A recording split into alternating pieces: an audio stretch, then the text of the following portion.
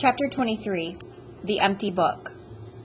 They won't let me visit him the first day, and Graham says I'll just have to be patient and let the doctors do their business.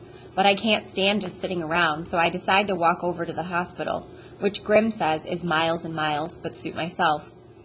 I know how to get there because Freak and I went yonder that way once, so he could show me the medical research building. It's not the same, though, without Freak along to turn the houses into castles and the swimming pools into moats. All I keep thinking is, what a jip it is to have to go into the hospital on your birthday. Finally, I get there, and I see the Fair Gwen's car in the visitor parking lot, but Grim says I should leave her alone and let her tend to her son. So what I do is go around back to the medical research building and find this stupid little tree I can sit under. I have that old ornithopter bird with me, and I'm winding it up and flying it around, figuring maybe Freak will get a chance to look out the window and see it flittering by. That's my plan, and I'm under that puny little tree messing with the bird until this guy mowing the lawn makes me move. So I wander around to the front of the hospital, and that's when the Fair Gwen finds me. "Maxwell," she says, and she gives me this great big hug. A wet hug because she's been crying. "Max, we've been looking all over for you. Kevin wants to see you. He's making quite a fuss about it, and Dr. Spivak says it's okay, but just for a few minutes." So the Fair Gwen takes me inside, and I figure we're heading for the medical research building, but instead we go into the regular hospital. "He's in the ICU, she says. "So they're taking really good care of him?" "They're doing their best, Max," she says. "The intensive care unit is this place where there are so many nurses you can't hardly turn around without bumping into one, which I do as soon as we get there. Every patient gets a room alone, and there's all this electronic gear the Fair Gwen says is called telemetry, which means when Freak sneezes, the nurses know about it before he can wipe his nose. I'm not scared at all until I actually go into his room and see how small he looks on the bed. They've got him sitting up with all these tubes going into his arms and up his nose, and Dr. Spivak is guarding him. She won't let me come too close. "I thought no visitors was the best policy for now," Dr. Spivak says, "but what Kevin wants, Kevin gets."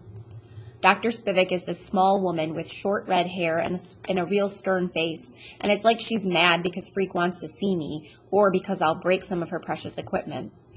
"That will be all," Freak says to her. "You are dismissed." The thing is, his voice sounds funny. Not just faint and weak, but kind of whistly. Only when I get closer do I see he's got this weird little plastic button stuck in his neck. "It's called a tracheotomy," he says, holding his finger against the button, which stops the whistling noise. "Standard procedure to facilitate breathing." "Does it hurt?" "No way," he says. "I think it's cool. Listen to this." Then he plays with his finger against the button, making his throat whistle a tune, which he says is the theme from Star Trek, although you can hardly recognize it. "So when do you come home?" I ask. Freak can't move much, the way they've got him set up in the bed, so he sort of shakes his eyes instead of his head. "I'm not coming home," he says. "Not in my present manifestation." I go, "What?" "The bionic unit is on red alert," he says. "Tonight they'll take me down there for my special operation. The next time you see me, I'll be new and improved." "I'm scared," I say. "Don't be a moron," he says. "You're not the one having surgery." I still wish they wouldn't. "Don't argue with me," he says. I have to lean close to hear him because his voice is so small and whispery. He goes, "If you argue with me, I'll get upset, and they can tell on the telemetry. Then you'll get in trouble." So I just stand there like a lump and don't say anything for a while. I put the ornithopter on the foot of the bed, but I don't think he notices. "See that book on the table?" he asks. He can't point, but I see the book on the table. "Open it," he says. The book reminds me of the dictionary he gave me for Christmas, except when I open it, all the pages are blank. "That's for you," he says. "I want you to fill it up with our adventures." "Huh?" "Write it down, dummy." I was going to do it, but now it looks like I'll be busy getting used to my new bionic body. It'll probably take me weeks just learning how to walk with long legs. I put the book down. "You're the one with the brain," I say. "I'm the long legs." "Don't get me upset," he warns. "I won't have the time, so you'll have to do it.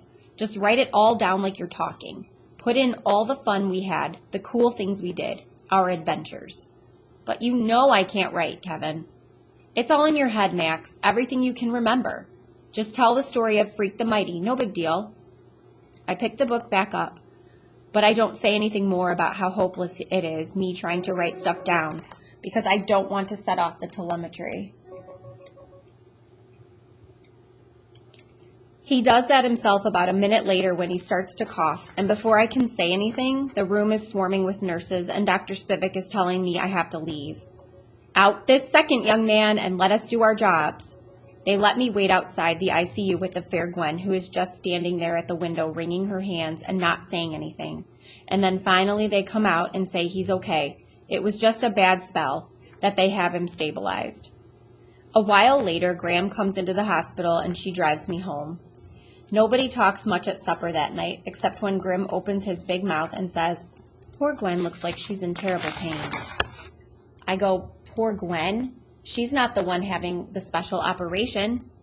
Grim and Graham just look at each other like they can't believe I'm so dumb, and finally Graham says, "Maxwell, dear, make an effort to eat your vegetables."